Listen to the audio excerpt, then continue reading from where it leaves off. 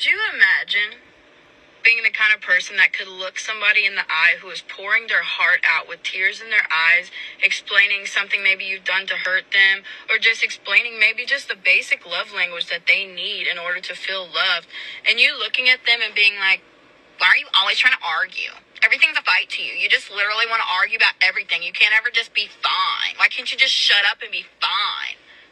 Do you imagine that? Could you imagine looking into someone you say you love and being like, shut the fuck up.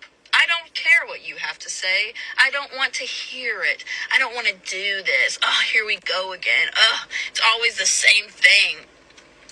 Imagine asking for the lowest amount of respect and being told it's too much.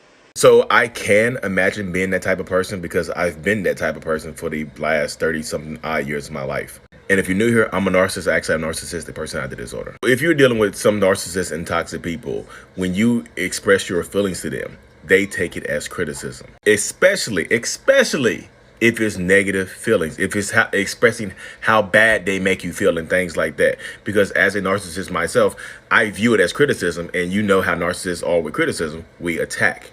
Or we shut down. We retreat within ourselves and things like that to avoid the shame that comes with, treating you badly and things like that. The shame that could be coming with you trying to hold us accountable for how we're treating you and things like that. A lot of times, if you're trying to express your feelings to a narcissist or a toxic person and whatnot, they'll tell you to leave. If you're not happy here, why don't you just leave? If it's so bad here, why don't you just leave? Or they'll say things like you're too emotional, you're too in your feelings and things like that. Because a lot of narcissistic people, we don't like being emotional. We don't like being emotionally vulnerable because we view that as weakness. Because somewhere in a lot of our past, being emotionally vulnerable led to our trauma or things like that made us narcissists and toxic people. And we all know if you're crying in front of some narcissist, they're going to get angry. Your tears make some narcissists angry. And sometimes your tears turn some narcissists on. So if you're crying and begging and pleading for the bare minimum from a narcissistic person, they might actually try to sleep with you. It might actually turn them on. Whew, you made me sweat at you. You look good when you cry. And these responses I just went over are only going to come from negative expressions of emotions from you. If you express positive emotions like, babe, you're treating me so good. I love how you treat me.